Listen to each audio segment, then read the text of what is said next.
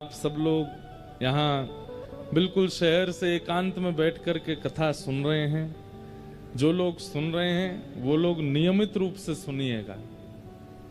हमारा भाव ऐसा रहता है कि कथा में केवल कथा का ही भाव सुनाया जाए, अन्य चर्चाएं ना सुनावें। इसलिए आप सब लोग बहुत सावधानी से सुनिएगा। और कथा में हमको दक्षिणा नहीं चाहिए, कथा में हमको आपसे और कुछ नहीं चाहिए, केवल अपनी एकाग्रता हमको दे दीजिएगा। आप जितने एकाग्र होकर के बैठ जाएंगे उतने आनंद से आपको कथा हम सुना पाएंगे। छोटे बाल गोपाल अगर डोल रहे हो तो उनको कृपा करके गोद में बैठा लेना, नहीं तो पीछे छोड़ आना। बस इतनी दूर मत छोड़ के आना कि बेचारे अंतर ध्यान ही हो जाएं। मंच से ही बोलना पड़े कहाँ हैं बालक आपके ढूंढो, ऐसा नहीं। तो तीन रूप हैं भगवान के। अब आप कहेंगे महाराज जी 24 अवतार फिर काय को कहे जाते हैं जब रूप ही तीन है। तो देखिए, मैं कथा में कहा करता हूं कि हर व्यक्ति परिस्थिति के अनुसार अपना रूप बदलता है। जैसे हम वक्ता हैं, कथा में हम वक्ता हैं, पर अपने घर जब जाएंगे माँ के पास बैठे हैं, बहनों के पास बैठे हैं, अपने भाइयों के पास बैठे हैं, वहां वक्ता नहीं है। वहां क्या है? वहां किसी के भाई हैं, किसी के बेटा हैं, किसी के मित्र हैं, किसी के सखा हैं। वहां हमको कोई महाराज जी नहीं बोलता। घर में कोई हमारी बहन हमको महाराज जी बोलेंगी, हमारे परिवार के लोग हमको स्वामी जी थोड़ी बोलेंगे, गुरु जी थोड़ी बोलेंगे। वो तो हमको क्या बोलेंगे? लाला ही बोलेंगे, लाला बोलेंगे, बेटा बोलेंगे, नाम लेकर के बोलेंगे। क्यों? वहां रूप बदल जाता है। हनुमान जी महाराज आ रहे हैं कथा में, देखो पवन पुत्र हनुमान। खूब जोर से हवा चल रही है और पता भी चला हमें कि 2 दिन से यहाँ पे थोड़ा मौसम करवट बदल रहा था। सावधानी से बैठिएगा, सब आनंद करेंगे हनुमान जी। तो रूप परिस्थिति और व्यक्ति के अनुसार कभी कभी बदला जाता है। कोई बहुत बड़ी पदवी पर है तो जब वो समाज के आगे तभी पदवी का रूप दिखाएगा, लेकिन जैसे ही एकांत में जाएगा, जैसे ही अपने घर आएगा, तब वो पदवी पर नहीं होता है। तब वो फिर उसका पत्नी के सामने वो पति है, बच्चों के सामने वो पिता है, माता पिता के सामने वो पुत्र है। कई बार देखा गया ना कि बड़े लोग जब अपने दफ्तर जाते हैं तो फिर बढ़िया प्रेस किए कपड़े पहनेंगे, प्रेस किए नीचे पैंट पहनेंगे, लेकिन घर पर प्रेस किए कपड़े नहीं पहनते। घर पे तो ऐसे ही रहते हैं। क्यों? जो रूप आपका आपके दफ्तर में है, आपकी दुकान में है, आपके व्यापार में है, वो घर पर क्यों नहीं है? क्योंकि घर यहां पर अपने लोग हैं, ये आपको भली भांति जानते हैं। इनके आगे आडंबर करने की आवश्यकता नहीं है। ऐसे ही घर पर अलग रूप है, दफ्तर में अलग रूप, ब्याह हो जाता फिर ससुराल में अलग रूप है। सब जगह के रूप अलग हैं। मित्रों के पास रूप अलग है, भाइयों के पास रूप अलग है, पड़ोसियों के पास रूप अलग है। हम लोग तो कितने सारे रूप धारण करते हैं। एक ही दिन में हमारे 10 रूप होते हैं। ठाकुर जी हैं तो 24 ही, पर 24 ठाकुरों के 3 रूप हैं। कौन कौन से? सत्य, चैतन्य और आनंद। हनुमान जी भी सत्य चैतन्य आनंद हैं, राम जी भी सत्य चैतन्य आनंद हैं, वृंदावन कृष्ण भी सत्य चैतन्य आनंद हैं, वैष्णो देवी माता भी सत्य चैतन्य आनंद हैं, महाकाल भगवान भी सत्य चैतन्य आनंद। सब ठाकुरों के 3 रूप हैं, सत्य, चैतन्य और आनंद। नर्मदा जी भी सत्य चैतन्य आनंद हैं, गंगा जी भी सत्य चैतन्य आनंद हैं। अब ये सत्य चैतन्य आनंद है क्या? ध्यान से सुनो। सबसे पहला रूप है सत्य।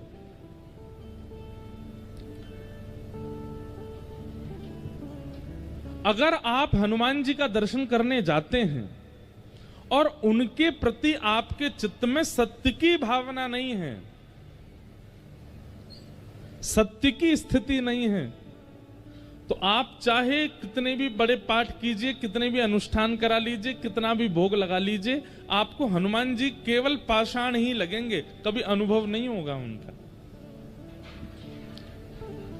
भगवान के प्रति, ईश्वर के प्रति, देवताओं के प्रति, नदियों के प्रति सत्य की भावना सबसे पहले रखनी पड़ेगी कि वो सत्य है। सत्य। दूसरी बात, जिसके सन्मुख जाके, जिसके सामने जाकर के स्वतः अपने आप सत्य मन में प्रकट हो जाता हो, उसे सत्य कहते हैं। दुनिया के आगे आप झूठ बोल सकते हो, दुनिया के आगे आप असत्य संभाषण कर सकते हो। जय हो। हमारे साथ ही बैठे रहियो भैया, हैं भाग मत जाइयो, जोड़ते हवा आवे तो। हम तो उठ नहीं सकते जब तक आरती नहीं हो। प्रेम से, आनंद से सब बैठे रहो, जो होगा देखेंगे। सत्य, जिनके सामने सत्य प्रकट नहीं करना पड़ता, अपने आप प्रकट होता है। जैसे पिताजी के सामने अगर आपसे कोई गलती हुई है तो आप सत्य छुपा सकते हो, पत्नी से भी सत्य छुपा सकते हो, बच्चों से भी सत्य छुपा सकते हो, लेकिन ठाकुर जी से सत्य छुपाया नहीं जाता, अपने आप प्रकट हो जाता है। हे हनुमान जी महाराज, पत्नी को नहीं बताया, बच्चों को नहीं बताया, सबसे छुपा, पर आप तो सब जानते हो नाथ, आपसे क्या छुपाएं। हमने ये पाप कर्म किया है, हमसे ये अपराध हो गया है, क्षमा करना भगवान। हनुमान जी आपके पीछे पड़े थे कि मुझे सत्य बताओ, नहीं पड़े थे, फिर भी क्यों बता दिया आपने? क्योंकि उनका स्वरूप ही सत्य है। राम जी का स्वरूप ही सत्य है, श्री कृष्ण का स्वरूप ही सत्य है। मैं कथा में कहा करता हूं, जिससे सत्य छुपाया जाए वो मानव है, लेकिन जिसके सामने सत्य छुपाने में आपको बिल्कुल भी संकोच ना होता हो, समझ जाना या तो वो ठाकुर जी हैं या ठाकुर जी का कोई अंश है, क्योंकि ठाकुर जी का रूप है सत्य।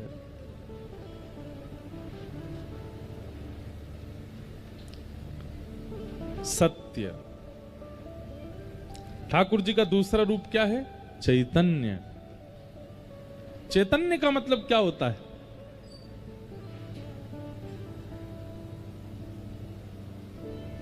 जैसे ये जड़ है, वृक्ष जड़ है, ये पंडाल जड़ है, लोहे की कोई वस्तु ये जड़ है, लेकिन ठाकुर जी जड़ नहीं है। वो पाषाण का विग्रह होते हुए भी जड़ नहीं है, चैतन्य है। उनके प्रति आप जड़ बुद्धि नहीं रख सकते, अगर रखते हैं तो आपका अपराध बन रहा है सेवा में। कई लोग शंकर जी को स्नान कराते हैं, बिल्कुल विचार नहीं करते, उनको ये लगता है कि इनको तो रिगड़ दो जोर से। क्यों? आपके मन में ये भाव आता है कि ये तो पाषाण है। आपके मध्य प्रदेश में देवताओं की बड़ी कृपा है, हनुमान जी भी सबसे ज्यादा यहीं पे हैं, शंकर जी भी सबसे ज्यादा यहीं पे हैं, और सबरी देवी भी सबसे ज्यादा यहीं पे हैं। कितने देवियों के स्थान हैं? देवी देवता सबसे ज्यादा भारत में अगर कहीं होंगे तो या तो उत्तराखंड में या मध्य प्रदेश में, और अधिकतर सब एक से एक शक्तियों से युक्त देवी देवता हैं। महादेव की जब स्नान कराने लोग जाते हैं, बिल्कुल उनको संकोच नहीं होता कि हम महादेव के ऊपर कम से कम धीमे धीमे हाथ चलाएं, नहीं, खूब जोर से महाराज रगड़ देते हैं महादेव को। क्यों? क्योंकि पाषाण बुद्धि है उनके प्रति, उनके प्रति जड़ बुद्धि है हमारी। हम तो कभी पंचामृत अभिषेक करते हैं तो दूध, घी, शही, शर्करा, जैसी शक्कर आती है ना, तो मैं ये चीनी तो डालने ही नहीं देता। हम कहते हैं या तो बूरा लाओ या शक्कर लाओ पिसी हुई, ये निष्ठुर जो बिल्कुल चुभती है, ऐसी शक्कर में डालते ही नहीं कभी। और कभी होती भी है तो सबको बोलते हैं हमारे पंडित जी को, भाई इसको पीस दो या कुछ इसको पाउडर जैसा बनाओ। महादेव को ऐसे नहीं लगाएंगे, वो कोई जड़ थोड़ा ही है, चैतन्य है। और फिर उसको पधराने के बाद भी बहुत धीमे धीमे हाथों से महादेव के सब अंग से। क्यों? क्योंकि वो जड़ नहीं है। हमारी भक्ति उसी समय लाभ देना बंद कर देती है जब हम ठाकुर जी के प्रति जड़ बुद्धि रखते हैं। वो जड़ नहीं है। एक बात कह दें, बहुत ध्यान से सुनिएगा। आप ठाकुर जी के प्रति अगर जड़ बुद्धि रखते हो, किसी दिन ठाकुर जी ने आपके प्रति जड़ बुद्धि रख ली, हे ठाकुर जी इतनी जोर से धूप क्यों तपतपा रही है, हमारा शरीर जल रहा है। ठाकुर जी कहेंगे बेटा तेने भी तो हमको जड़ ही माना, अब हम भी तो जड़ ही मानने। मूसलाधार बारिश। एक जगह तो बड़ा अद्भुत, शंकर जी के मंदिर में पाइप लगा हुआ था, बाहर बोरिंग वाला पानी, वो पाइप से शंकर जी को निभा रहे थे।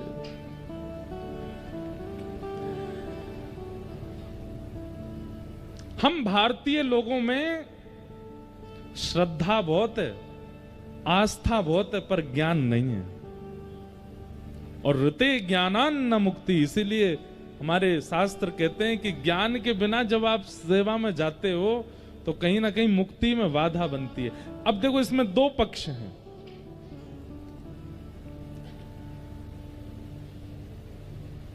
या तो बिल्कुल ही हम भोले हैं, बिल्कुल ही हम सीधे हैं, बिल्कुल ही हम बिल्कुल सहज सरल स्वभाव के हैं, तो कोई दिक्कत नहीं है। तो ठाकुर जी कृपा करेंगे कि आप जानते ही नहीं हो, लेकिन आपको कथाएं सुनने को मिलती हैं, आपको प्रवचन सुनने को मिलता। आजकल तो यूट्यूब पर सब सारे महापुरुषों की कथा सुनने को अनुभव हो जाती है।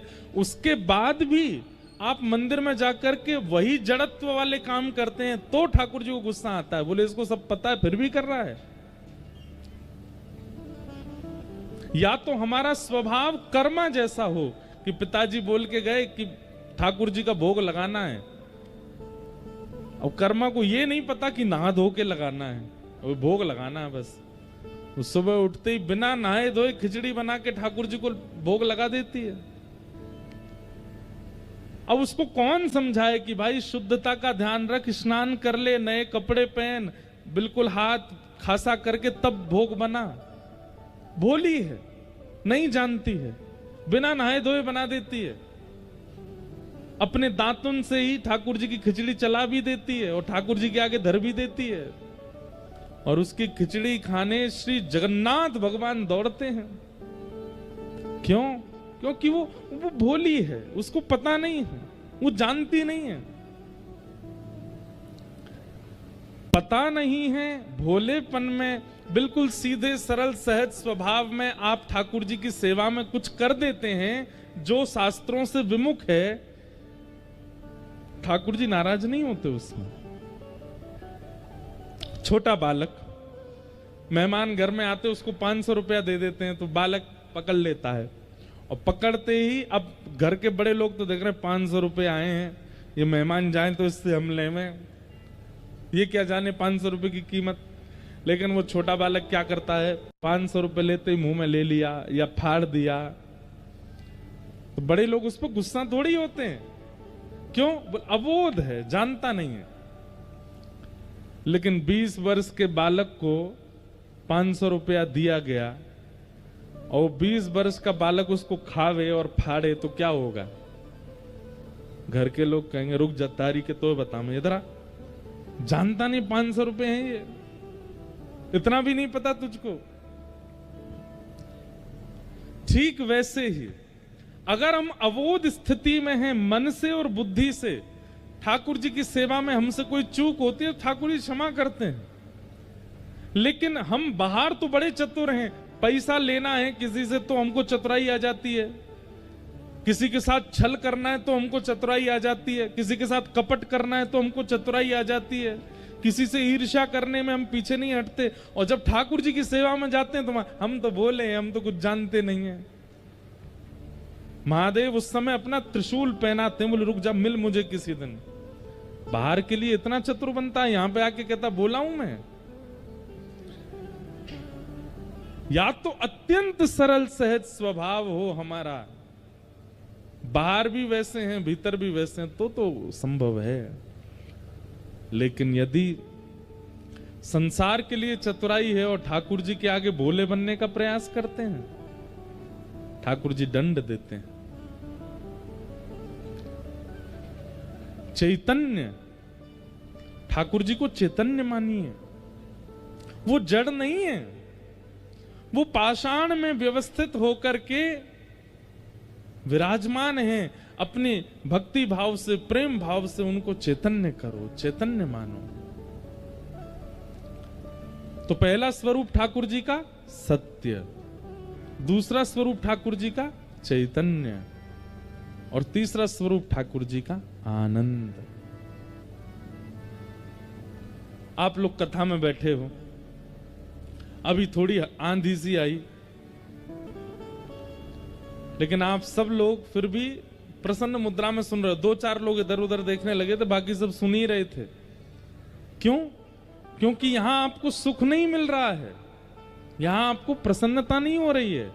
यहां जिस भाव का आप अनुभव कर रहे हो वो भाव ही कहलाता है आनंद। वो आनंद है। आनंद का और सुख का अंतर क्या होता है? सुख का मतलब क्या है? जो व्यवस्थाओं से युक्त है वो सुख है, और जो अव्यवस्था में भी प्रसन्न रहने देता है वो आनंद है। क्षमा कीजिएगा, शादी ब्याहों में आनंद नहीं होता, वहां सुख होता है, क्योंकि व्यवस्थाओं से प्राप्त है।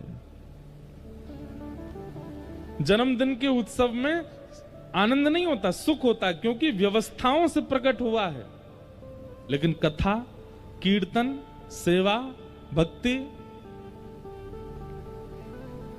यहां हमें व्यवस्था की आवश्यकता नहीं होती है।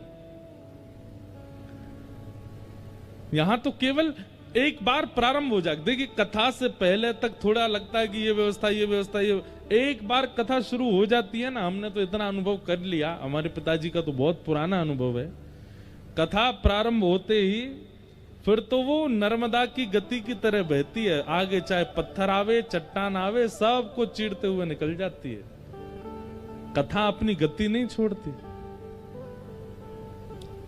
क्यों? क्योंकि व्यवस्थाएं नहीं चाहिए, पहले चाहिए, प्रारंभ होने के बाद नहीं चाहिए। और जो बिना व्यवस्था के भी प्रसन्न करने की सामर्थ्य रखे, उसी को आनंद कहते हैं। आप लोग फर्श पे बैठे हो, जमीन पे बैठे हो, हमारे तो फिर भी एसी लग रहा, आप तो पंखा में ही बैठे हो। हमारे तो फिर भी पीछे मसनद है, आप तो बिना कमर टेके बैठे हो। लेकिन फिर भी आप इतनी प्रसन्न मुद्रा में क्यों बैठे हो? क्योंकि ये आनंद है। क्योंकि कथा आनंद प्रदान करती है। ठाकुर बिहारी जी दर्शन करने जाओ वृंदावन में, महाराज ऐसी भीड़, एक बार गली में घुसोगे तो फिर दर्शन करके ही निकलोगे बाहर, और वो भी बिना प्रयास के। आपको प्रयास नहीं करना है, धक्का ही इतने पड़ेंगे कि सीधे घुसोगे, दर्शन है कि बाहर ही निकलोगे। लेकिन उसमें भी किसी को अप्रसन्नता नहीं लगती, सब प्रसन्न होते हैं। क्यों? भगवत संबंधी भावों में जो प्राप्त होती है प्रसन्नता, उसी को आनंद कहते हैं।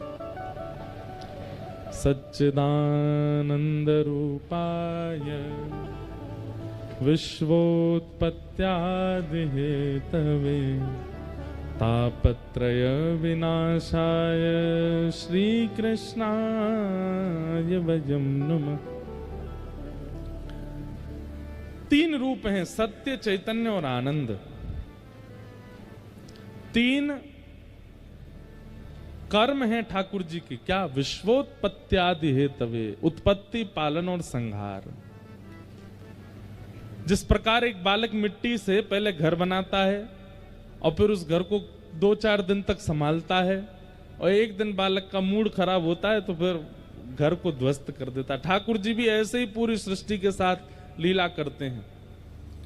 हमें बनाते हैं, हमारे दादा परदादा, हमारे कुल खानदान का चयन करते हैं, इसको कैसे कुल में भेजना है। फिर उसके बाद हमारा पालन करते हैं, हमें एक सदगति प्रदान करते हैं, एक श्रेष्ठ व्यक्ति बनाते हैं, अफसर बनाते हैं, मंत्री बनाते हैं, नेता बनाते हैं, वक्ता बनाते हैं, संत बनाते हैं, और फिर एक समय आने पर संहार कर देते हैं। उत्पत्ति, पालन और संहार, ये 3 कर्म हैं ठाकुर जी के। और कैसे कर्म? बोले बालवत, एक छोटे बालक के समान।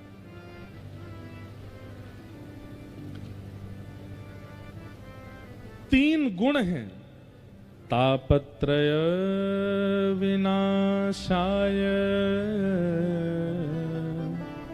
श्री कृष्णाय वयं नमः। आदिदैविक, आदि भौतिक और आध्यात्मिक त्रिविध तापों का जो उपशमन करते हैं, जैसे दैविक ताप किसको कहते हैं? अभी आंधी चल रही है, वर्षा होने लग जाए, फसल खराब हो जाए, खेती बाड़ी नष्ट हो जाए, नर्मदा जी में बाढ़ आ जाए, लोगों के घर बहने लग जाएं, आदि आदि इस प्रकार की जो आपदाएं आती हैं, दैवी आपदा। अच्छा, ये तो हो गई सार्वभौम आपदा। तो कई बार ऐसा होता है कि किसी किसी विशेष घर में भी दैवी आपदाएं आती हैं। तीन प्रकार के ताप हैं हमारे जीवन में, तीन ही प्रकार के कष्ट हैं, दैविक, दैहिक, भौतिक तापा। एक तो देवताओं के द्वारा दिया गया ताप, दूसरा दैहिक ताप, अपने ही तन से प्राप्त हुआ ताप। किसी को लंग्स की बीमारी हो गई, किडनी की बीमारी हो गई, ब्रेन की बीमारी हो गई, अंदर पेट की बीमारी हो गई, पैर खराब हो गए, हाथ खराब हो गए, कुछ भी, मन खराब हो गया, बुद्धि खराब हो गई। और तीसरा ताप होता है किसी व्यक्ति के द्वारा दिया गया ताप। भाई से नहीं बनती, पत्नी से नहीं बनती, माता पिता से नहीं बनती, बच्चों से नहीं बनती, इनसे लड़ाई करते हैं, उनसे लड़ाई, उनको जीवन में कोई कष्ट नहीं है, शरीर उनका ठीक है, दैविक ताप भी नहीं है कोई उनके जीवन पर, वो 24 घंटा चिंता में क्यों रहते हैं? उससे मेरा संबंध खराब हो गया है। किसी अन्य के द्वारा दिया गया ताप, ये तीन ही ताप हैं पूरे विश्व में, या तो देवताओं के द्वारा दिया गया ताप, या स्वयं के शरीर से उत्पन्न हुआ ताप, या किसी अन्य व्यक्ति के द्वारा दिया गया ताप। लेकिन यहां क्या कहते हैं? तापत्रय विनाशाय श्री कृष्णाय वयं नमः। इन तीनों तापों को खत्म नहीं करते ठाकुर जी। एक बात बहुत ध्यान से सुनिएगा हमारी, इधर देखो सब लोग। इस पृथ्वी पर आए हैं तो ताप तो जीवन में आएगा, ताप से नहीं बच सकते आप। शारीरिक ताप भी, मीराबाई के जीवन में ताप नहीं आया, बहुत ताप आए। बाल्यकाल से ही श्री कृष्ण को अपना पति मानती थी, लेकिन माता पिता ने जबरदस्ती भोजराज के साथ विवाह कर दिया। भोजराज के साथ विवाह करके गई तो वहां ससुराल में सब लोग उनके विपरीत, ननद विपरीत, सासू मां विपरीत, देवर विपरीत, सब विपरीत। और कुछ ही महीने निकले थे ब्याह के, जिनसे ब्याह हुआ उनके प्राण चले गए।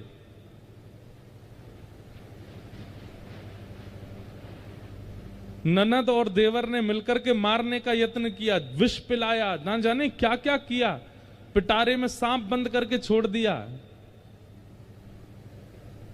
क्या ताप मीराबाई के जीवन में नहीं आया? आया।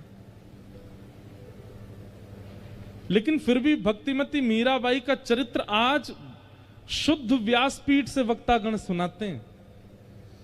बड़ी बड़ी यूनिवर्सिटी में मीराबाई के एक एक पद के ऊपर लोग अध्ययन करते हैं, स्वाध्याय करते हैं। क्यों? क्योंकि ताप तो जीवन में आया, लेकिन फिर भी मीराबाई अप्रसन्न नहीं हुई, प्रसन्न रहती थी। क्यों? क्योंकि ठाकुर जी की शरणागति से ताप तो जीवन में आते हैं, पर उन तापों का अनुभव और प्रभाव नहीं पड़ता। आंधी चल रही है, अभी अगर हम अपने घर में होते, क्या कर रहे होते? अरे खिड़कियां बंद करो, बाहर जो कपड़े टंग रहे हैं सबको लेके आओ, गेहूं चावल सूख रहे हैं उनको उठा के लाओ, वो किवाड़ बंद कर आओ, ये कर आओ, वो कर आओ, दौड़ रहे होते इधर से उधर। पर यहां चुपचाप बैठे, ताप तो आ रहा है लेकिन अनुभव नहीं हो रहा, उसका प्रभाव नहीं पड़ रहा। ठीक यही स्थिति जीवन में भी हो जाती है। एक कथा सुनाते हैं, सुनो। महाराष्ट्र में एक संत हुए श्री तुकाराम जी महाराज। क्या नाम था? जो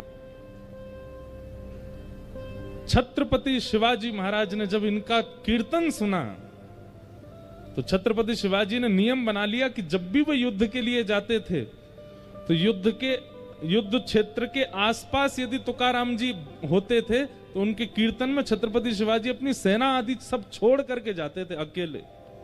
ऐसे थे श्री तुकाराम जी।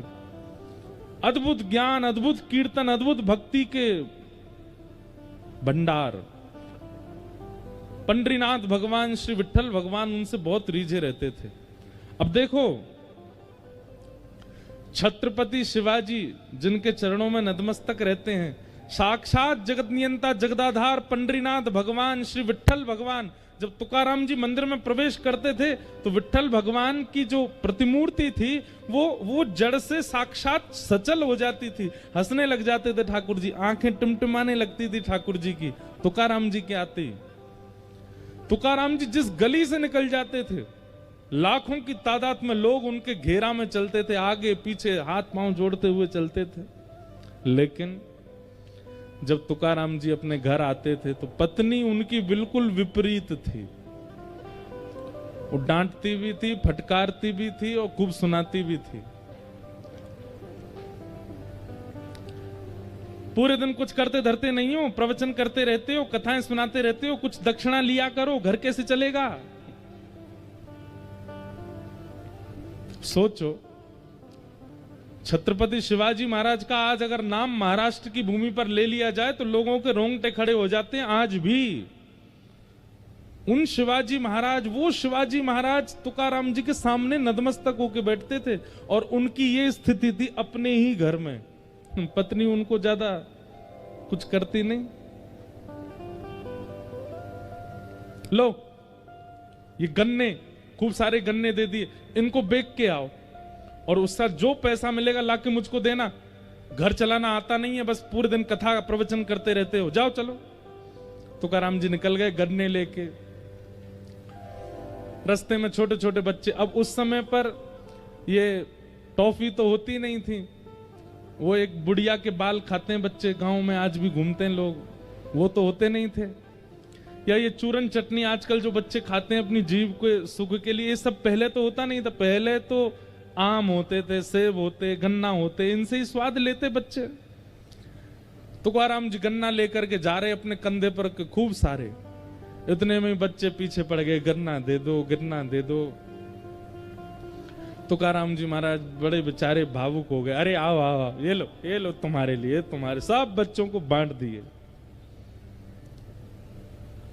सारे गन्ने बांट दिए, एक बच्चा। तुकाराम जी ने अपने ऐसे कंधे पर लटका लिया, दोनों हाथ टांग लिए उस पे, घर आ रहे थे। पत्नी इतनी खुश हो गई, ओ हो सबरे गन्ने बेके आए, खूब सारा पैसा लेके आए होंगे। जैसे तुकाराम जी घर आए, पत्नी ने तो महाराज खूब सुंदर उनकी आरती करी। आओ आओ आओ आओ, देखो आज कितने अच्छे लग रहे हो, कथा करके आते हो अच्छे नहीं लगते, आज अच्छे लग रहे हो, दक्षिण पैसा लेके आए होंगे ना, बताओ कितने रुपए में बेका सब? तुकाराम जी बोले, देवी मैं तो गया बेचने ही था, तो मार्ग में बहुत सारे बच्चे मिल गए, मैं तो बांटे आया सब में, और ये एक मैं इसलिए बचा के लाया था कि भाई तुम भी हो मैं भी हूं, हम दोनों भी तो खाएंगे। पर मैं ये सोच रहा हूं कि हम खाने वाले दो, गन्ना तो एक ही है, अब हम दोनों में कौन खाएगा इसको? दो होते तो बात और अच्छी बन जाती। पत्नी को आया गुस्सा, अपने दांत कटकटाने लगी, बोले रुक जाओ मैं बताती हूँ तुमको। बांटे आए बच्चों में और गन्ना पकड़ करके एक दिया उनके कमर पे, सोई गन्ना टूट गया, दो हो गए। तुकाराम जी बोले, वाह वाह वाह, जय हो विठ्ठल भगवान, आपने तो ऐसी बुद्धिमान पत्नी मुझको दी है, बताओ इसने दो कर दिए, ले एक तू खा एक मैं खाऊंगा। इतनी अनुकूलता में रहते थे, उनको पीड़ा का अनुभव होता ही नहीं था। आज का पति होता क्या करता? ऐसे व्यवहार की पत्नी मिल जाए तो, या ऐसे व्यवहार का पति मिल जाए तो आज के लोग नहीं सहन कर पाएंगे। लेकिन तुकाराम जी पर कोई प्रभाव नहीं पड़ता था उस बात का। अब इसका उत्तर क्या है, क्यों नहीं पड़ता था? तो अभी सीधी बात तो यह है कि तुकाराम जी भगवान के भक्त हैं इसलिए उनको लेकिन ऐसे नहीं ना, कोई बात ऐसी बताई जाए जिससे ये प्रमाणित हो जाए कि तुकाराम जी को प्रभाव नहीं होता था। एक बार तुकाराम जी के गांव का एक नया बालक था, उसकी शादी के लिए पूरा परिवार पीछे पड़ रहा था, तू शादी कर शादी कर। उसने एक ही शर्त रखी, बोले हमारे गांव के तुकाराम जी अगर बोल देंगे कि शादी कर तो करूंगा। क्यों? क्योंकि उनकी पत्नी इतनी विपरीत है, वो कभी कहेंगे ही नहीं। भाई जो स्वयं जला हुआ होगा वो दूसरे को सावधान करेगा ना। तुकाराम जी कभी नहीं बोलेंगे मुझसे कि तू ब्याह कर, इसलिए तुकाराम जी अगर कहेंगे तो मैं ब्याह करूंगा। घर वाले बेचारे डर के मारे नहीं जाते थे, क्योंकि तुकाराम जी को मना ही करना है। सबको यही लगता है तुकाराम जी मना कर देंगे, वो खुद बेचारे इतने कष्ट भोग रहे हैं। लेकिन जब अति हो गई तो घर के लोग बोले चल तुकाराम जी के पास चल, उनसे बुलवा। तो बालक गया और तुकाराम जी से जाके बोला मेरे घर के परिवार के सब लोग पीछे पड़ रहे हैं और सब लोग मुझसे कह रहे हैं कि आप ब्याह कर लो, पर मैंने सबसे कहा है कि आप कहेंगे तो ही मैं ब्याह करूंगा।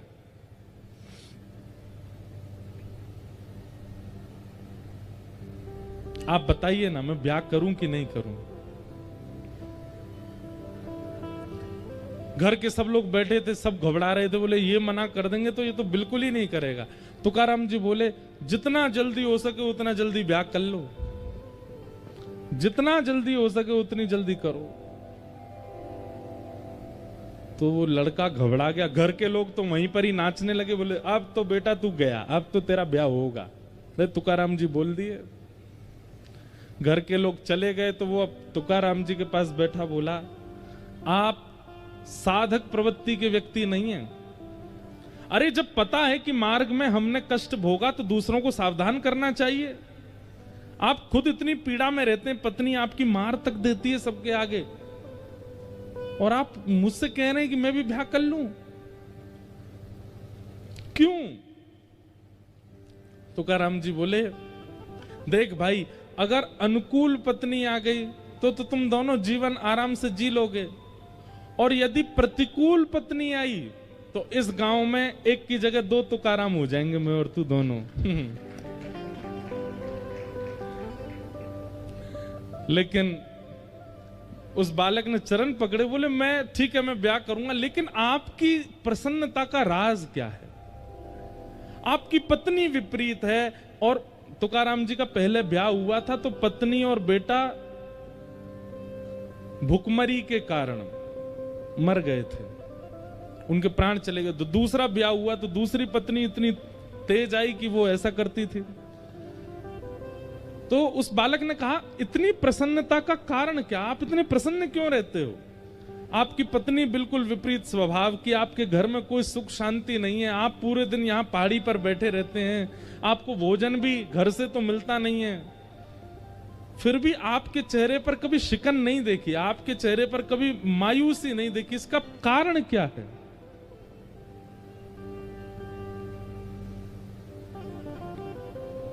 संतों का उत्तर देने का तरीका बड़ा विचित्र होता है। तुकाराम जी बोले मैं अपनी तो तुझे बाद में बताऊंगा, लेकिन तेरी माथे की रेखा मैंने देखी और मुझे कुछ पता चला है, मैं तुझे बता दूं। बालक बोला बताओ। बोले अगले 7 दिन में तेरी मृत्यु हो जाएगी, तू मरने वाला है। बालक घबरा गया, बोले ये क्या कह रहे हैं आप? बोले मैं सही कह रहा हूं, तेरे पास केवल 7 दिन बचे, अपना समय व्यर्थ मत गवा। जितनों से तेने लड़ाइयां कर ली हैं सबसे क्षमा मांग ले, सब कुछ व्यवस्थित कर ले, और भाई तेरे पास 7 दिन बचे हैं, अपना जीवन जितना हो सके इन 7 दिनों में व्यवस्थित कर लियो, कभी भी प्राण चले जाएंगे 7वें दिन। अपना प्रश्न तो सब भूल गया। वो लड़का दौड़ा, रात में जाकर के स्नान किया, माता पिता को प्रणाम किया, बहनों को गले से लगावे, भाइयों को हृदय से लगावे, जितनों से उसकी बैर थे सबके पास गया। बोले भैया मुझे क्षमा कर दो, मैंने तुमसे बैर किया। सब लोग कहते ये हो क्या गया, किसी को बताता था नहीं कि क्या होने वाला उसके साथ। अब स्थिति ये हो गई कि घर में मां भोजन बनाती है, दाल में नमक नहीं पड़ा, खा लेता है चुपचाप, कहता नहीं है। पहले इतना टोकता था, इसमें नींबू डालो, नमक डालो, मिर्च डालो। अब जैसा मिल जाता है पा लेता है। उसके भाई बंधु कभी लड़ने आ जाते हैं तो सबके आगे क्षमा मांग लेता है, बोले भैया तुमको जो चाहिए ले जाओ, मुझसे लड़ो मत। कभी उसको बहुत कोई स्नेह देता तो भी उस पर फर्क नहीं पड़ता, कोई उसको बहुत कष्ट देता गया, बोले नाथ दिन है, अब बताइए मेरे प्राण कब निकलेंगे और मैं क्या करूं अब। तुकाराम जी बोले एक बात बता, पिछले 7 दिनों में तुझसे कोई लड़ने आया? बोले आए तो थे लेकिन मुझको याद नहीं, क्योंकि मैंने दिमाग में ज्यादा लिया नहीं। लड़ने आ रहे थे भाई बंधु लोग, मैं कहता भाई लड़ो, मतलब क्या लड़ने के लिए, कहां जाऊं मैं, मेरा प्राण निकलने वाले हैं। तुकाराम जी बोले पिछले 7 दिन में तेरा किसी ने बहुत सम्मान किया? बोले वो भी सम्मान भी किया, पर कहां अच्छा लग रहा था सम्मान, बस ये लग रहा था 7 दिन में प्राण चले जाएंगे, भाई क्या करूं। अच्छा एक बात बता, परसों माँ ने घर में क्या बनाया था? बोले दाल चावल। दाल में नमक वमक कैसा था? सब ठीक था। बोले कुछ याद नहीं है मुझको, जैसा बना मैंने खा लिया, मुझे तो बस यही लग रहा था प्राण जाने वाले हैं। तुकाराम जी बोले मेरी प्रसन्नता का राज यही है, मैं हर दिन को अपना अंतिम मानता हूं, मैं हर दिन को अपना अंतिम समझता हूं। कोई मुझसे लड़ने आता है तो मैं विचार करता हूं मेरे क्या पता अगले क्षण मेरे प्राण चलेगा, इससे बैर क्यों करूं। कोई मेरी बहुत प्रसन्नता करता है तो भी मैं ये विचार करता हूं कि इसकी प्रसन्नता लेके फूलूं क्यों, क्या पता अगले क्षण मेरे प्राण निकल गए तो। पत्नी मुझे मारती है, भोजन नहीं देती, या भोजन देती है तो जला हुआ दे देती है, मैं पा लेता हूं, कुछ कहता क्यों नहीं हूं, क्योंकि मुझे लगता है मेरा अंतिम क्षण हो सकता है, मेरा कोई भी समय मेरे प्राण जा सकते हैं, इसलिए मैं ये सब संसार के व्यवहार में पड़ता ही नहीं। बालक चरणों से लिपट गया, बोले भगवान आपने कृपा कर दी, आपने जीवन का सूत्र दे दिया। हम लोगों में कुभाव उत्पन्न क्यों होता है? क्योंकि हमें यह विश्वास है कि हम कल भी जीवित हैं, कल देख लेंगे। हम लोगों में सम्मान के प्रति इतनी रुचि क्यों है? क्योंकि हमें विश्वास है कि कल और मिल सकता है। सम्मान के प्रति रुचि और अपमान के प्रति क्रोध, या जितने भी विकार हमारे चित्त में आते हैं वो केवल इसलिए आते हैं क्योंकि हमें विश्वास है कि हम जीवित रहने वाले हैं। अपने हर क्षण को अगर अंतिम मानने लगे, क्या पता अगला क्षण हम जीवित रहे कि नहीं, आप सब व्यवस्थित सामान्य हो जाओगे, शांत हो जाओगे, मौन रहने लगोगे, ना किसी से कोई शिकायत, ना किसी से कोई लड़ाई, ना किसी से कोई प्रेम, सब सम। एक सूत्र है। ठाकुर जी जब जीवन में आते हैं तो विपत्तियां कम नहीं होती, पर विपत्तियों का प्रभाव खत्म हो जाता है। और क्षमा करें, आप तिलक लगाते हो, कंठी पहनते हो, नाम जप करते हो, लेकिन विपत्ति, आपत्ति, संपत्ति, इनका प्रभाव दिखता है आपके ऊपर, तो आप आडंबर कर रहे हो, आप नाम जप नहीं करते।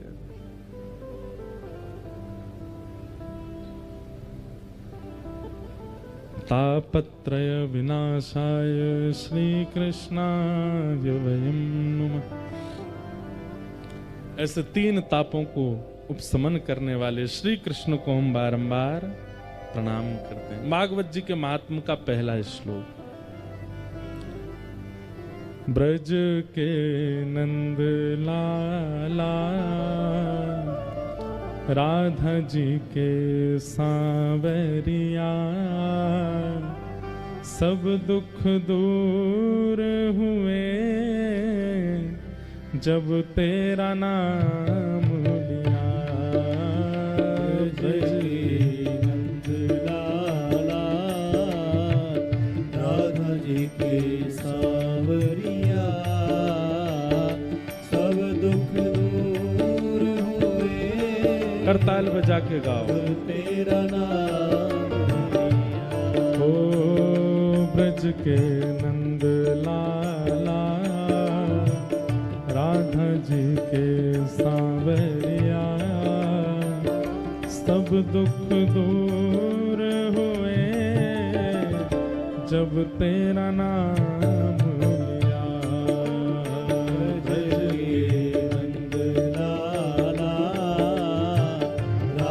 जी के सावरिया सब दुख दूर हुए जब तेरा नाम लिया। सब दुख दूर हुए जब तेरा नाम लिया। सब दुख दूर हुए जब तेरा नाम लिया। ओ मीरा पुकारे तुम्हें गिरधर गोपाला। मीरा पुकारे तुम्हें गिरधर गोपाला। मीरा पुकारे तुम्हें गिरधर गोपाला। मीरा पुकारे तुम्हें गिरधर गोपाला। ढल गया अमृत में विष का भरा प्याला। भर गया अमृत में विष का भरा प्याला। विष का भरा प्याला कौन मिटाए उसे जिसे तूने साजास की आसुधीर उद्योत कर रसिक छाप हरिदास की। श्री आसुधीर उद्योत कर रसिक छाप हरिदास की। स्वामी जी की लीला सुनने के लिए हम आप सब लोग बैठे हैं। मन में भाव आता है कि जब श्री नाभाजी महाराज भक्तमाल में श्री हितरवंश महाप्रभु का चरित्र कहते हैं, ठीक स्वामी जी से पहले ये तीनों रसिकों के चरित्र एक के बाद एक हैं। पहले हरिवंश महाप्रभु, फिर स्वामी श्री हरदास जी और श्री हरिराम व्यास। तो हितरवंश महाप्रभु के चरित्र में स्वामी जी कहते हैं श्री हित हरिवंश गुसाई की गुसाई भगत की रीत सकृत को जाने। सकृत मतलब एक। हरिवंश महाप्रभु की प्रेम लक्षणा भक्ति को इतने लोग सुन रहे हैं, पर किसी एक को ही समझ में आया होगा 2 दिनों में। लेकिन स्वामी श्री हरदास जी की में तो एक भी नहीं कहा। बोले स्वामी जी के लीला भाव को समझना सबके चित्त की, क्योंकि उन्होंने जो कुछ भी भाव रखे वो आपके हमारे लिए है ही नहीं, वो प्रिया प्रियतम के लिए है। परसों महाराज जी के संग बैठे थे तो महाराज जी कहते हैं कि उस समय में आचार्यों की गोष्ठी हुई और सब आचार्य एक साथ बैठे और सबने अपने अपने प्रीति भाव के उद्गार प्रकट किए कि हरिवंश जी का प्रेम कैसा है, हरिराम व्यास जी की रीति कैसी है, इनकी रीति कैसी है, उनके मन का भाव कैसा है, उनके मन का विलास कैसा है। लेकिन स्वामी जी के मन की कोई नहीं जान पाया। तब सबने स्वामी जी से प्रार्थना की कि हे स्वामी जी, आपके हृदय का जो भाव है ठाकुर जी के प्रति, आपकी भक्ति की रीति कैसी है। तो स्वामी जी कहते हैं जो जो आप सबके मन के प्रेम भाव हैं वही हमारे हैं। मतलब इतना गोपनीय रखा स्वामी जी ने कि उसको कभी प्रकट नहीं होने दिया, उसका कभी उजागर नहीं होने दिया। कौन है स्वामी जी? श्री ललिता जी के स्वरूप हैं हमारे श्री स्वामी जी महाराज। ललिता जी कौन? जो साक्षात निकुंज की, हमारे स्वामी जी की परंपरा में कहें कि भाई निकुंज की चाबी कौन के पास है? श्री ललिता जी के पास है। ललिता जी अगर रीझ जाएंगी तो निकुंज में प्रवेश मिलेगा, नहीं तो नहीं मिलेगा। इसीलिए श्री हरदास कुंज बिहारी, श्री हरदास कुंज बिहारी, श्री हरदास। एक प्रकार से श्री ललिता जी को ही प्रणाम करें कि वे चाहेंगी तो ही निकुंज में प्रवेश मिलेगा। बहुत सावधानी से सुनो। श्री ललिता जी कौन है?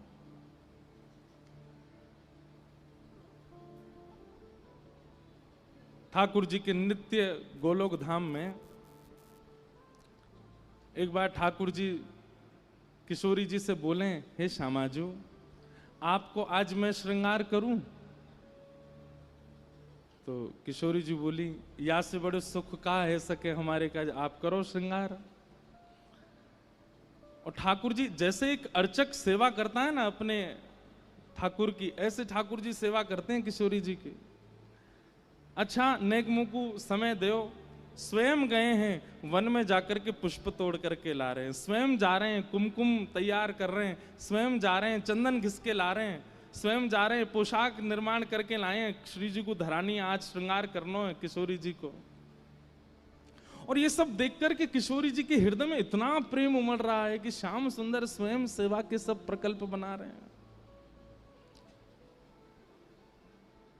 निज कर गूथ सुमन के गजरा, निज कर गूथ सुमन के गजरा, ये अपने ही हाथ पहरावत हैं, अपने ही हाथ पहरावत है। तू है सखी बड़ भाग बड़ी, गोपाल तेरे घर आवत है।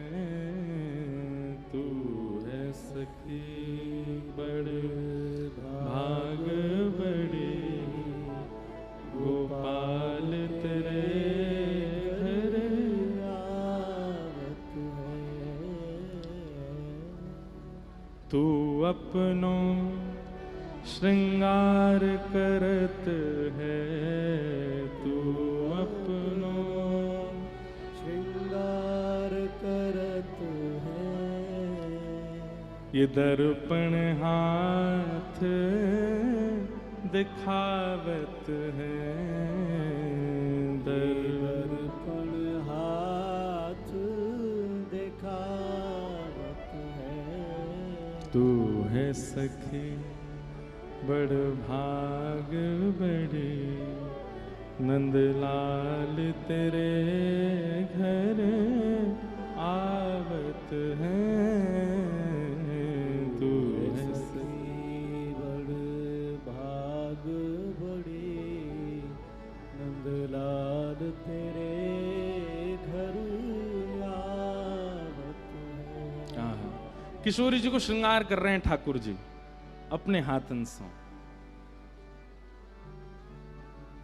प्रिया को श्रृंगार बनावत लाल, प्रिया को श्रृंगार बनावत लाल, कोमल कर कुसुमन कच गूथत, कोमल कर कुसुमन कच, मृग मद आड़ रचित सचुपावत, मृग मद आड़ रचित सचुपावत, अंजन मन रंजन नखबर करी, अंजन मन नखबर रंजन करी, चित्र बनाई बनाए रिझावत, चित्र बनाई बनाए रिझावत। श्री प्रिया जी के केश गूंथ रहे हैं और केश गूंथ करके वहां में सुंदर सुंदर पुष्प पधरा रहे हैं, मुखमंडल पर पत्रावली को श्रृंगार कर रहे हैं और सुंदर सुंदर चित्रण की पत्रावली बना करके श्री प्रिया जी को रिझा रहे हैं। बार बार प्रिया जी कह रही है नेक मुंह को दिखाओ, तो बोले नेक डट जाओ, पहले पूरा श्रृंगार होन दो। आंखन में अपने हाथन से काजल ऐसे तत्पर है करके प्रिया जी तो केवल नेत्र खोल के श्याम सुंदर की तत्परता देख रही हैं, बिल्कुल माने एक क्षण के लिए भी कोई एक श्रृंगार को भाव भी बिलग नहीं है जाए, सब बिल्कुल एक रस हो।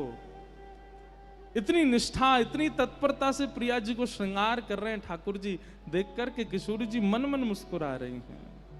और फिर श्रृंगार करने के बाद कहा कर रहे हैं, लेत बलाए भाए अति उपजत, लेत बलाए अति उपजत, रीझ रसाल माल पहराए, रीझ रसाल माल पहरा, अति आतुर आसक्त दीन भय, अति आतुर आसक्त दीन भय, चितवत कुंवर कुंवरी मन भाए, चितवत कुंवर कुंवारी मन भाए। अरे कौन कौन पे रीझ गए हो पता ही ना चल रही। श्रृंगार भयो किशोरी जी को बलियां ले रहे हैं ठाकुर जी, माला पहना रहे हैं ठाकुर जी,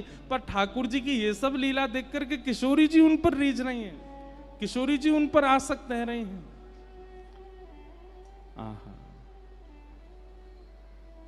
श्री सरस दास सुख निरख निहाल भय, सरस दास सुख निरख निहाल भय, गई निशानव नव गुण गावत, गई निशानव नव गुण गावत। आज निकुंज में प्रिया जी को श्रृंगार लाला कर रहे हैं। ऐसो श्रृंगार कियो। अब प्रिया जी बड़ी आतुर है, मुंह को दिखाओ तो मैं कैसो श्रृंगार धराए हो। लेकिन ठाकुर जी जैसे होवे ना कि कोई वस्तु बड़े मन से बनाई हो, तो कई बार बाल स्वभाव ऐसा होवे कि मेरे बनाई वस्तु या कुछ जितना हो सके मैं ही आस्वादन कर लूं और कोई नहीं देखे। ठाकुर जी कह रहे हैं मैं आपको भी नहीं देखने दूंगा, मैं ही देखूंगा बस, आज आप कैसी लग रही हो। प्रिया जी बोली नहीं, मुंह को दिखाओ कैसा स्वरूप है। तब ठाकुर जी एक विशाल दर्पण लेकर के आए प्रिया जी के आगे, और जैसे ही वस्त्र हटायो, आहा अभी तक तो श्याम सुंदर पर रीझ रही किशोरी जी, लेकिन जैसे ही दर्पण में अपनो स्वरूप देखो और अपने स्वरूप में अपने ही आंखन के काजल को देख रही, अपने नेत्र नहीं देख रही हैं, आंखन में जो काजल लगो है वह काजल में ये सोच रही है श्याम सुंदर ने अपने हाथन से लगाया है। अपने मुखमंडल पर पत्रावली जो चित्रकला बनी है वह चित्र को देख करके सोच रही है श्याम सुंदर ने ऐसे हाथ घुमा करके चित्र बनाए हैं। अपने केशन को देख करके विचार कर रही है ये सुंदर गूथे श्याम सुंदर ने, ये पुष्प तोड़ के श्याम सुंदर लाए। अपनो रूप देख करके किशोरी जी ऐसी आसक्त वही कि बिना पलक झपकाए अपने रूप को देख रही हैं। ठाकुर जी बोले श्री जी है गयो, दूर हट जाओ, मुंह देखन दो। अपने ही रूप को देख रही हैं और इस छवि को देख के ठाकुर जी रीझ रहे हैं, वाह आज अपने ही रूप पे बारी बारी जा रही हैं और अपने ही रूप के प्रतिबिंब की बलैया किशोरी जी ले रही हैं। ठाकुर जी बोले जय हो बलिहारी हो श्री जी। तब किशोरी जी के मन में आयो कि श्याम सुंदर के द्वारा रचित श्रृंगार सदैव मेरे नेत्रन के सामने रहे, वाक्य लिए कहा करूं। तब आपने अपने प्रतिबिंब को देख करके ही मन में भाव प्रकट किया, हे ललिते तुम कितनी सुंदर हो। और जैसे ही ये भाव श्री जी के मन में प्रकट भयो, ठाकुर जी मन के भाव को समझ गए और वही समय श्री ठाकुर जी के द्वारा प्रिया जी को जो श्रृंगार किया और वह प्रिया जी के श्रृंगार को जब प्रतिबिंब में किशोरी जी ने देखो, वही प्रतिबिंब को स्वरूप श्री ललिता जी के रूप में प्रकट है गयो। भैया विचार करवे वाली बात है, पूरे विश्व को अपने पे आसक्त करके रखे काम, लेकिन वह काम को भी अपनी मोहिनी मूरत पर आसक्त कर ले मदन मोहन श्री कृष्ण। और वो श्री कृष्ण भी जिनकी रूप माधुरी पर छके रहे में वो हैं हमारी प्रिया जी। और वो प्रिया जी भी जा रूप को देखवे के काजे ठाकुर जी को भी पीछे कर दें, वो है श्री ललिता जी, वो हमारी श्री ललिता जी। और वही श्री ललिता जी हम सब पर कृपा करवे के काजे श्री वृंदावन में स्वामी श्री हरदास जी महाराज के रूप में प्रकट भई हैं, कुंज बिहारी हरिदास। तो ये हैं श्री ललिता जी। अब होड़ है गई, प्रिया जी कहें ठाकुर जी कहें, दोनों ठाकुर जी हो के मैंने श्रृंगार कियो, मैंने रज रज के करो आदि आदि सब भाव। किशोरी जी कछु भी हो रूप तो मेरो ही है, अब ललिता जी कौन की हैं या पक्ष में दोनों में भाव उमड़न लगे। तभी ललिता जी ने मन में विचार किया कि आप दोनों तो नित्य केली करो, वहां में हमारो सुख है। और श्री प्रिया प्रियतम की नित्य केली के लिए फिर ललिता जी में से ही सब अष्ट सखियां प्रकट है गई और निकुंज को निर्माण भय। तो यही श्री ललिता जी स्वामी श्री हरदास जी के रूप में प्रकट भई। हमारे नाभा जी कह रहे हैं, श्री आसुधीर उद्योत कर रसिक छाप हरिदास के।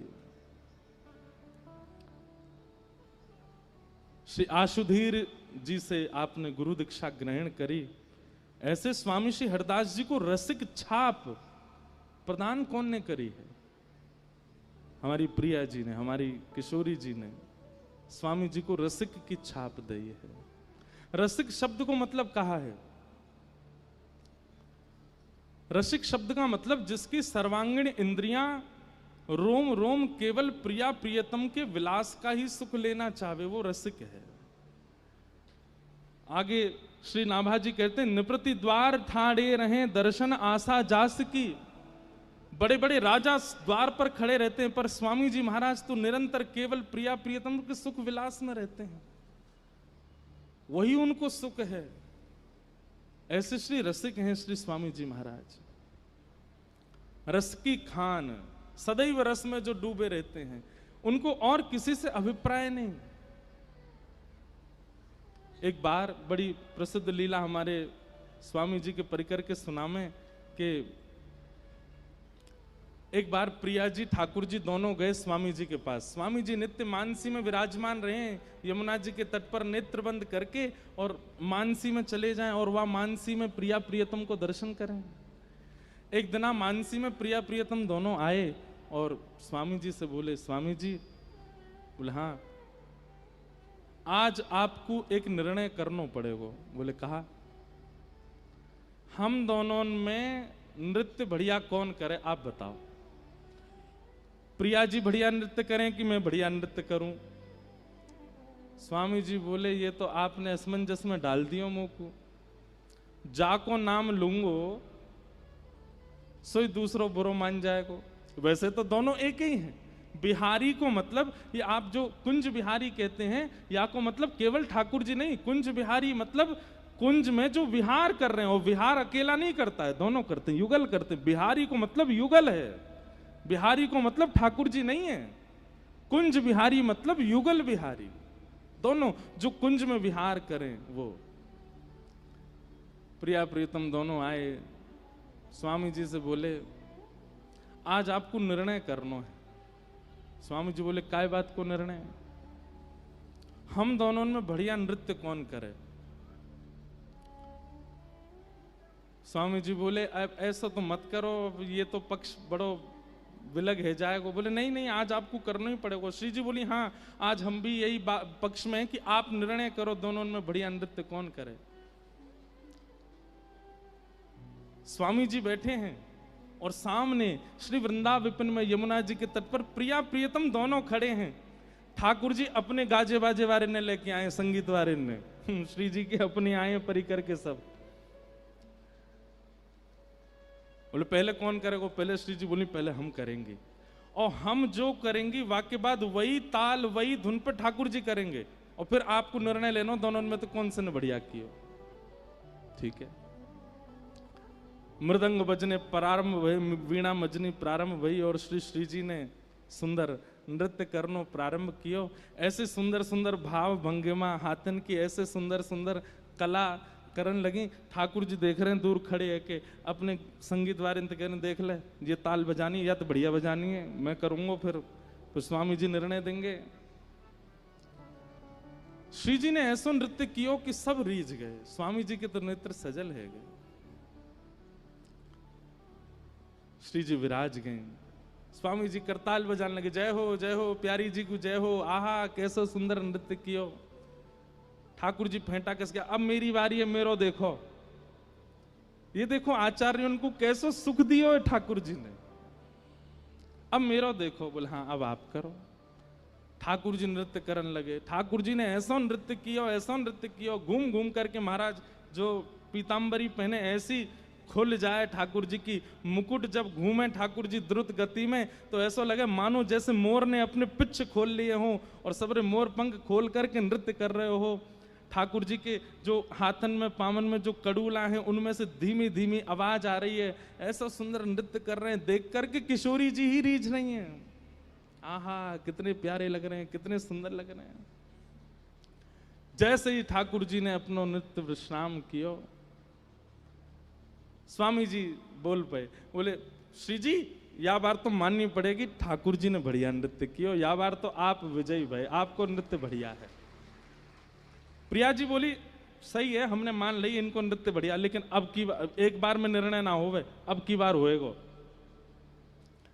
दूसरी बार प्रिया जी आई, ठाकुर जी तो बोली अब सुनो, अब पामन से नृत्य नहीं होएगो, केवल हाथन से होएगो। खड़े रहनो, केवल हाथ ही चलाने और फिर देखियो कौन बढ़िया करे। फिर से सब साज प्रकट भय, श्री जी ने जैसे नृत्य करनो प्रारंभ कियो, ऐसी सुंदर सुंदर भंगिमा बना में, हाथन सो ही ऐसो स्वरूप बना दियो महाराज। ऐसी ऐसी मतलब अब जो नृत्य करें वो जाने, कैसो कैसो भाव बना में। ठाकुर जी देख करके समझ गए भैया जे बारो तो हमने सीखो ही नहीं। अच्छा गुरु जी तो प्रिया जी हैं, गुरु जी तो श्री जी हैं, नृत्य तो उन्हें सिखाया हुआ है। तो गुरु जी तो कभी कभी ऐसी तान छेड़ दें, ऐसे ऐसे भाव लिया में जो शिष्य को सिखाया ही नहीं है।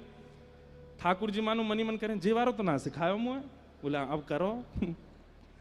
अब की बार ठाकुर जी आए तो फिर स्वामी जी बोल गए जय जय, या बार तो श्री जी विजयी भैया, या बार तो श्री जी जीत गई हैं, या बार तो श्री जी की विजय भैया। ठाकुर जी बोले दो पक्ष में तो फिर पडला बराबर है गयो, तीसरी बारी में पता चलेगी श्रेष्ठ कौन है। और श्री जी दोनों बार में आपने पहले नृत्य किया, अब की बार मैं पहले करूंगा, आप बाकी बात जो मैं करके दूं, जो मैं परोसूं वाकू आप करियो। फिर श्री जी बोली हाँ अब क्या करो। ठाकुर जी बोले ना हाथ चलेंगे ना पैर चलेंगे, केवल भौं अटकेंगी अब तो।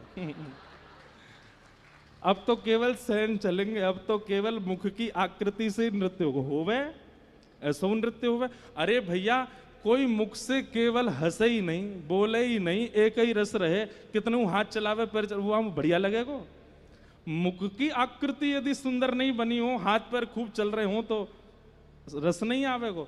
और मुख के भाव भंगिमा को करवे में तो हमारे लाल जी सबते आगे।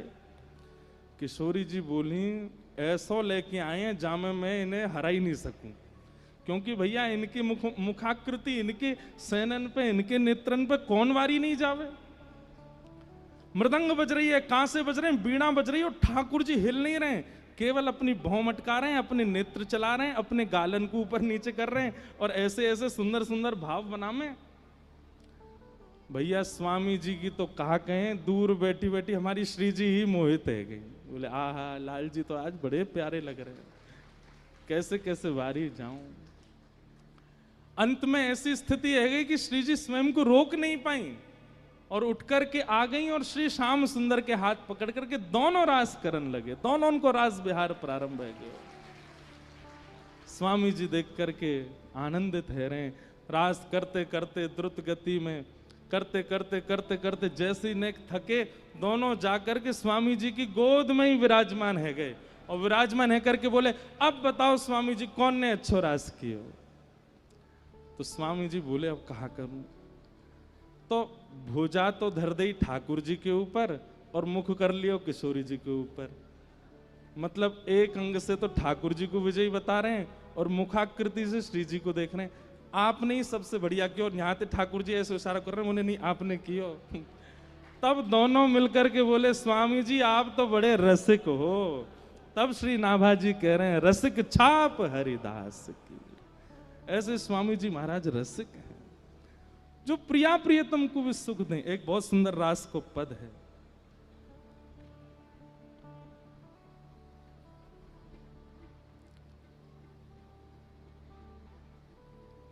देश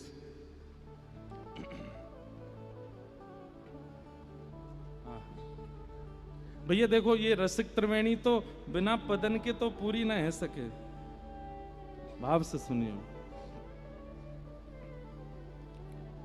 नाचत दो रहसी में रंग भीने, नाचत दो रहसी में रंग भीने, नाचत दो रहसी में रंग भीने, नाचत दो रहस में रंग भीने। हाव भाव उपजत अंग अंग की, हाव भाव उपजत अंग अंग की, हाव भाव उपजत अंग अंग की, हाव भाव उपजत अंग अंग कोक कला मन दीने दीने, कोक कला मन हे बाजत मधुर मृदंग किंकिनी, बाजत मधुर मृदंग किंकिनी। ऐसो भाव मानो कि या क्रिया के बाद दोनों प्रिया प्रियतम स्वामी जी को ही ले गए हैं और श्री स्वामी जी ललिता जी के रूप में प्रकट है गई हैं और अब महारास है रहे है। सब अष्ट सखियां आ गई हैं, स्वामी जी मध्य में प्रिया प्रियतम के हाथ पकड़े हैं और मध्य में यमुना पुलिन पर महारास है रहे है, सुंदर रास कर रहे हैं। बाजत मधुर मृदंग किंकिनी, बाजत मधुर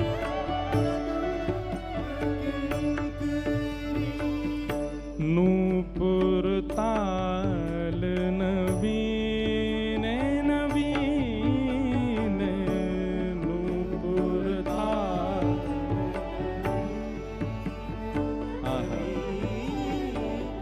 होड़ा होड़ी तान तिरप गति, होड़ा होड़ी तान तिरप, होड़ा होड़ी तान तिरप गति, होड़ा होड़ी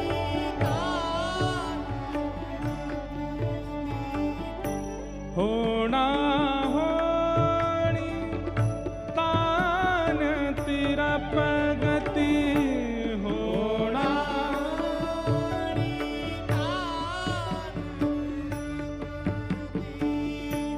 लेत नहीं को हीने हीने, लेत को नहीं हीने, नाचत दो रहस्य में रंग भीने, नाचत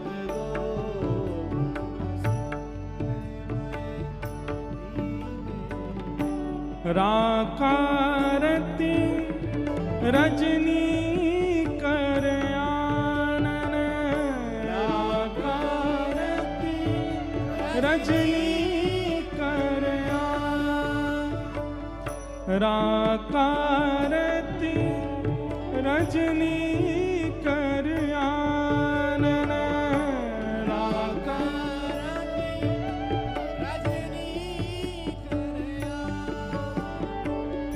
आनन उदित मदन बस कीने कीने, उदित बसन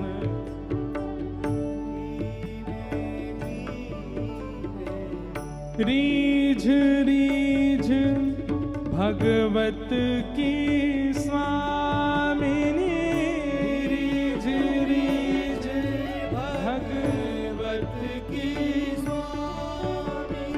रीझ रीझ भगवत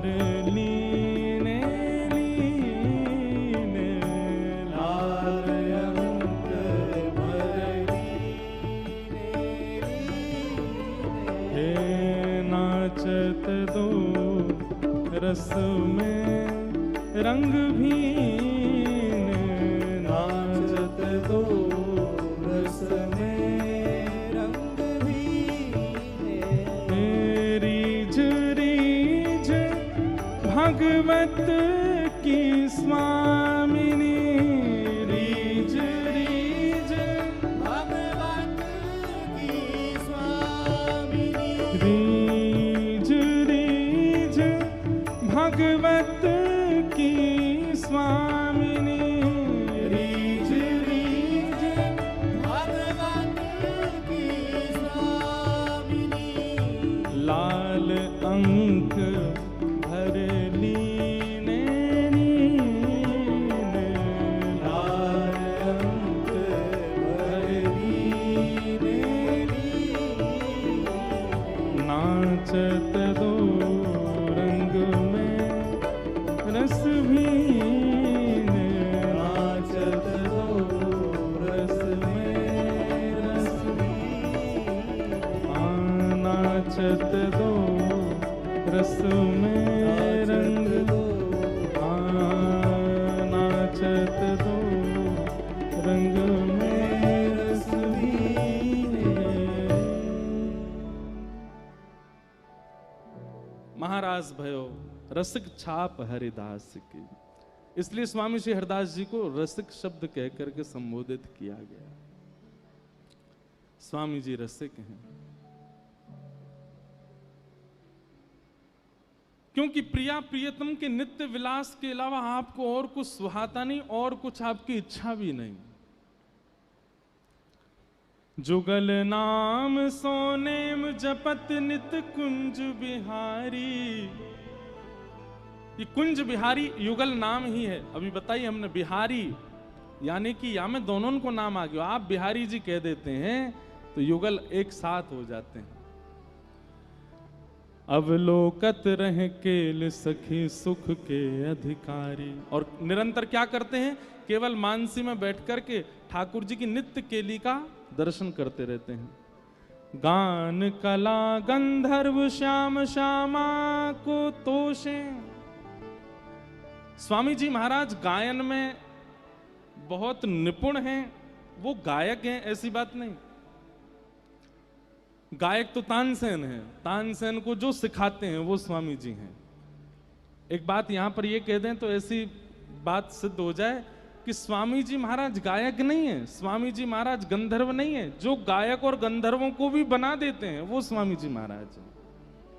गान कला गंधर्व श्याम श्यामा को तोषे। अब यहां पे एक बात, श्याम श्यामा को तोषे, किसी का गायन लोक रंजन के लिए होता है, किसी का नृत्य लोक रंजन के लिए होता है, कोई स्वरूप धारण लोक रंजन के लिए करता है।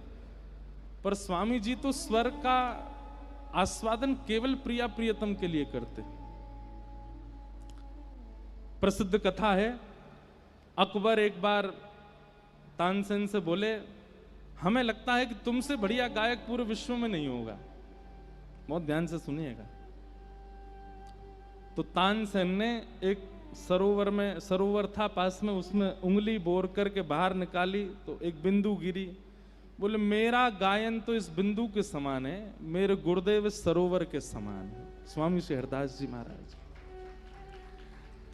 तो अकबर बोला ये तो देखो हर शिष्य का स्वरूप होता है, वो अपने गुरु की ज्यादा ही महिमा गाता है।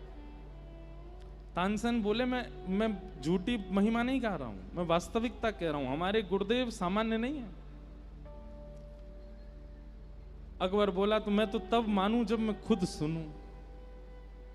तानसेन बोले ऐसे तो बिल्कुल मत चले जाना, वो कभी नहीं सुनाएंगे, क्योंकि वो संसार को थोड़ी सुनाते हैं।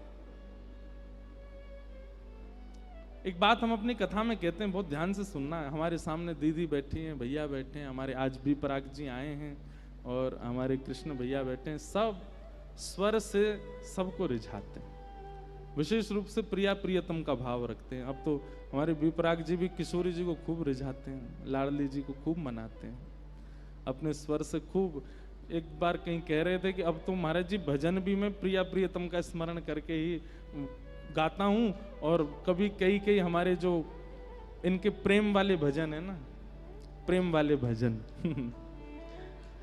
जो संसार के दिल टूटे लोग गाते हैं, अगर वो भी कई बार प्रिया जी को स्मरण करके गा दिए जाएं तो कोई अतिशयोक्ति नहीं है, वो उसमें भाव प्रकट हो जाता है। तो एक बात हमारी सुनिएगा,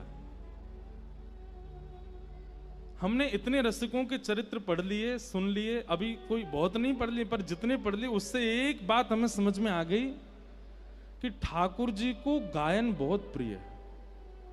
स्वयं नहीं गाते ठाकुर जी, गाते हैं, बहुत अच्छा स्वर है ठाकुर जी का, लेकिन ठाकुर जी को सुनना बहुत अच्छा लगता है। नरसिंह मेहता वो केदारा गा देते हैं तो ठाकुर जी ऐसे दौड़ के आते हैं जैसे मानो 56 भोग धराए हो नरसिंह ने, लेकिन ठाकुर जी को प्रिय लगता है। मीराबाई, सूरदास, कृष्णदास, कितने भक्त हुए ऐसे, सबने गा गा करके ठाकुर जी को रिझाया। यहां से एक बात सिद्ध है जा भैया, सब साधन एक तरफ, और यदि आपके पास सुंदर कंठ है तो वो भाव एक तरफ। साधन से व्यक्ति जितनी देर में ठाकुर जी को प्राप्त करेगा, कंठ से व्यक्ति उससे पहले ठाकुर जी को प्राप्त कर लेगा। अरे ये सब महापुरुष सामने बैठे हैं, ये लोग जब अपने भाव निमग्न होकर के संकीर्तन में जाते हैं ना, प्रवेश करते हैं, तो साक्षात प्रिया प्रियतम विहार करते दिखने लगते हैं सामने। गायन बहुत प्रिय लगता है ठाकुर जी को। तो तानसेन बोला ऐसे तो बिल्कुल मत जाना, क्योंकि हमारे गुरुदेव भगवान जो हैं वो तो प्रिया प्रियतम को रिझाने के लिए गाते हैं, राजा फारा इनको नहीं सुनाते। वो संसार का व्यक्ति चाहे पूरी संपत्ति चरणों में धर दे तो हमारे गुरुजी एक स्वर नहीं लगाएंगे। तो अकबर बोला तो हमको क्या करना पड़ेगा? बोले हमारे सेवक बन के चलो, हम अपने गुरुजी को प्रणाम करने जाएंगे, तुम हमारे दास, तंबूरा उठा करके चलो संग में। लेकिन अकबर सुनने का इतना राजी था, वो मान गया, बोले मैं दास बन के चलूंगा पर अपने गुरुजी को सुनवाओ। तो तंबूरा उठा करके सेवक बन करके तानसेन का बादशाह अकबर वृंदावन आया, रूप बदल करके फटे पुराने से कपड़े पहन के तंबूरा उठा रखा है, जी हजूर करता चल रहा है तानसेन को। क्यों? स्वामी जी को सुनना है। निधिवन राज में जैसे गए, श्री कुंज बिहारी लाल जी की सेवा चल रही है, स्वामी जी महाराज सेवा कर रहे हैं। तानसेन को आते देख स्वामी जी बोले बैठो, सेवा चल रही है, ठाकुर जी कुछ गाओ सुनाओ। तो तानसेन ने कुछ गाना प्रारंभ किया। तानसेन के पद भी बहुत अच्छे हैं, एक मुझे याद नहीं है पर मुझे कल सुनाऊंगा। कल तानसेन का भी भाव, स्वामी जी के चरित्र और सुनाएंगे ना, कल तानसेन का एक पद सुनाएंगे। इतना सुंदर पद गाया प्रिया प्रियतम की स्वरूप माधुरी का। तो तानसेन गाने लगा, लेकिन उसने कहा कि पीछे बादशाह खड़ा है, इसको सुनना है गुरुजी को। तो स्पष्ट तो कह नहीं सकते कि गुरुदेव को सुना दीजिए, इतना संकोच करता है तानसेन। और ये संकोच मैं कथा में कहा करता हूं, हर शिष्य को चाहिए अपने गुरुदेव के प्रति संकोच किया करे।